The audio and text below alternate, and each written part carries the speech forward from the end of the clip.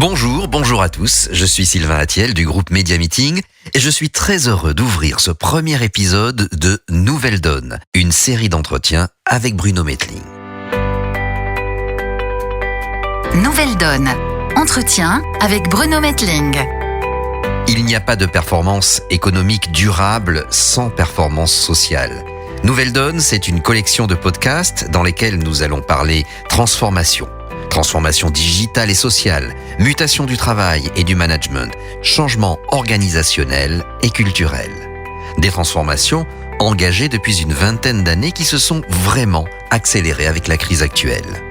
Bruno Mettling en accompagnant avec votre cabinet conseil Topix, les directeurs généraux et les DRH. Vous êtes aux avant-postes de ces mutations. Bonjour Bruno. Bonjour. Nous sommes en pleine crise Covid-19, une crise sanitaire, une crise économique et pour chaque entreprise, une crise interne à gérer. Alors vous qui par votre parcours avez géré de nombreuses crises, quel regard portez-vous sur cette situation ? D'abord, c'est vrai que la période qu'on vit est difficile. Je crois qu'il faut le dire et le répéter. Elle est difficile individuellement, elle est difficile collectivement, elle est difficile pour tous les responsables et difficile pour tous les citoyens de ce pays.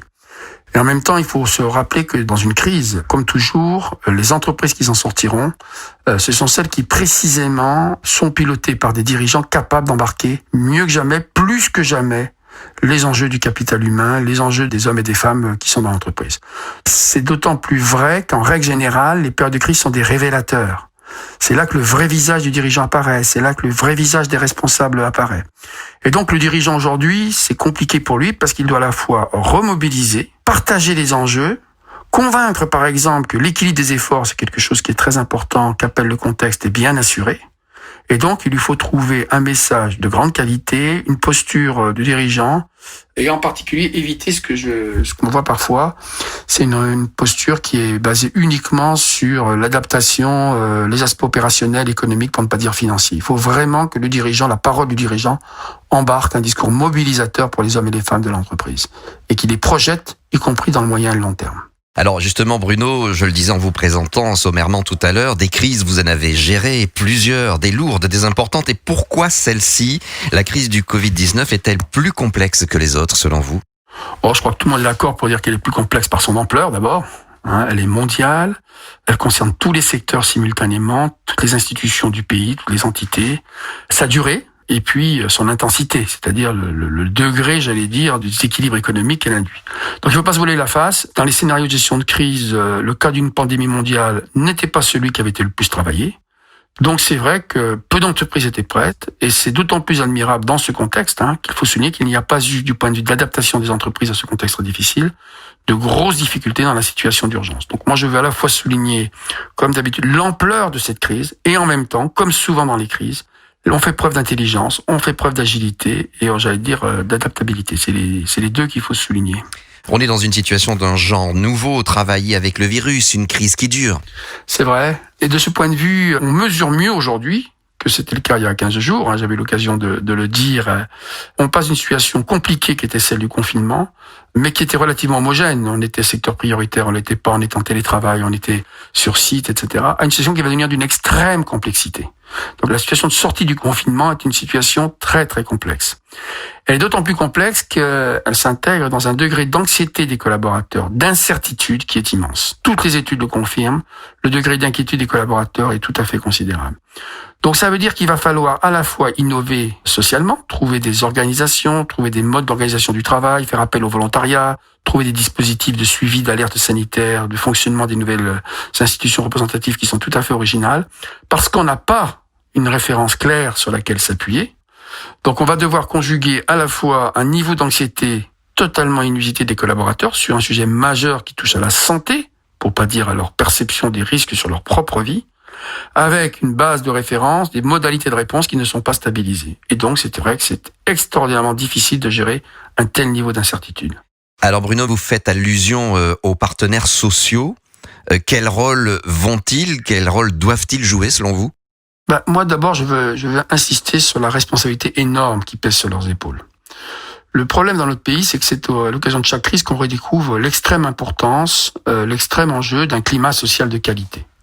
Parce que même s'ils sont de moins en moins nombreux, les salariés à adhérer au syndicat, on oublie quelque chose de tout à fait fondamental dans le dialogue social, c'est que les salariés font toujours confiance à leurs représentants, ils le montrent à travers le niveau de participation aux élections, pour dégager des solutions équilibrées dans la défense de leurs intérêts face à ceux de l'entreprise. Or, on a tendance à oublier que cette recherche d'équilibre, c'est la condition sine qua non d'un climat social satisfaisant. Dans cette crise, ce que je décris à l'instant se met évidemment à une puissance incroyable, parce qu'il s'agit pour les organisations syndicales de trouver un équilibre, non pas sur un niveau de rémunération, non pas, et puis les contraintes de l'entreprise. Il s'agit de définir un équilibre dans cette crise entre la protection des salariés et la contrainte de reprise de la production. Et du point de vue par rapport à l'anxiété des salariés que je décrivais tout à l'heure, la position des organisations syndicales sera déterminante. S'ils s'engagent dans des protocoles de reprise, s'ils donnent leur aval à des dispositions, les salariés auront le sentiment que l'entreprise a fait le job, a trouvé un bon équilibre entre les exigences de la production et les exigences de leur protection. Si à l'inverse, des tensions sociales apparaissent, des blocages ont cours, l'anxiété des collaborateurs dont je parlais tout à l'heure sera augmentée, leurs représentants n'ayant pas pu s'engager sur une solution équilibrée. Ils ont une part de responsabilité, Bruno. Alors c'est là qu'il y a une responsabilité importante qui pèse sur eux.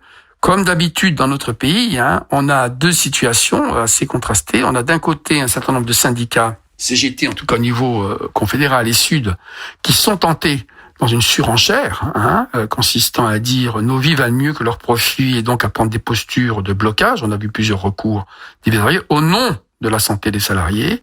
Et puis d'autres, tout en évidemment étant extrêmement attentives, extrêmement engagées dans la défense des salariés, tels que CFDT et CFTC, n'ont pas hésité, à la veille du 1er mai, c'était jamais arrivé dans notre pays, à s'engager sur une déclaration commune qui souligne l'importance primordiale de la reprise du travail dans le respect de la protection de la santé. Bruno Mettling, je sais que vous tenez à cette étiquette, vous êtes un vrai réformateur. Alors, comment on s'y prend en mai 2020 pour mobiliser ? Quels sont les grands leviers ? C'est vrai que la crise est un accélérateur de changement et un catalyseur d'intelligence collective.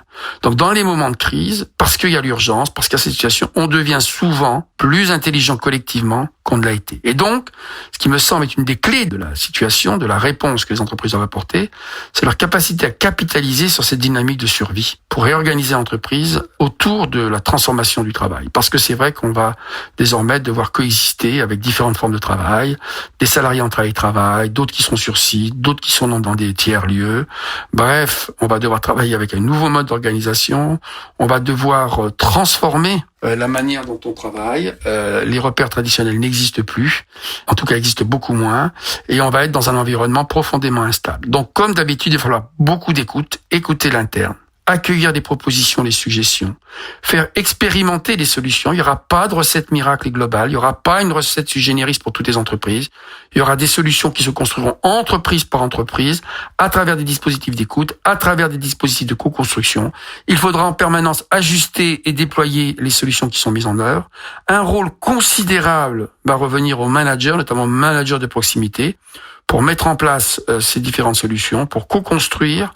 Et il y a évidemment l'enjeu du dialogue social. Donc ce sont ça les clés de la réponse pour construire et rebondir derrière cette crise, pour réussir à transformer. Et on va réussir à transformer derrière cette crise. Une dernière question, Bruno. Vous avez une vision transverse des crises. Qu'est-ce que celle-ci nous enseigne vraiment ?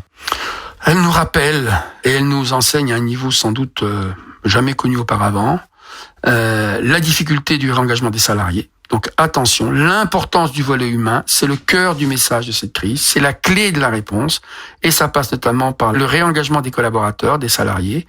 Et tout le monde sait qu'avant la crise, les baromètres sociaux des entreprises étaient loin d'être au vert. Donc ça veut dire qu'il va falloir les réengager sur une situation qui elle-même avant la crise était déjà difficile, alors même qu'il y a beaucoup d'anxiété, je l'ai dit. Et dans cet enjeu-là, le rôle clé du management, mais lui-même épuisé et souvent inquiet, c'était le cas avant la crise, et ça s'est évidemment accentué, notamment la fatigue, dans le cadre de cette crise. Donc voilà, ce sont les deux facteurs qui vont permettre évidemment de relever le défi du volet humain. Et si je vous suis, les RH vont vraiment être à la manœuvre dans les mois qui viennent. Alors, bon courage à eux, on va les suivre avec beaucoup d'intérêt. Merci Bruno, merci à tous. Je vous rappelle que ce podcast est le premier d'une collection d'entretiens avec Bruno Mettling, réalisé en partenariat entre Topics et Media Meeting. La semaine prochaine, nous parlerons justement du sujet de l'engagement des collaborateurs et puis au fil des semaines, nous parlerons de ce nouveau monde qui s'annonce avec les nouvelles formes de travail, de dialogue social, le couple directeur général général, DRH et bien d'autres sujets. Eh bien moi, il me tarde déjà. Très bonne semaine à toutes et tous et surtout, prenez grand soin de vous. À très vite. Nouvelle Donne. Entretien avec Bruno Mettling.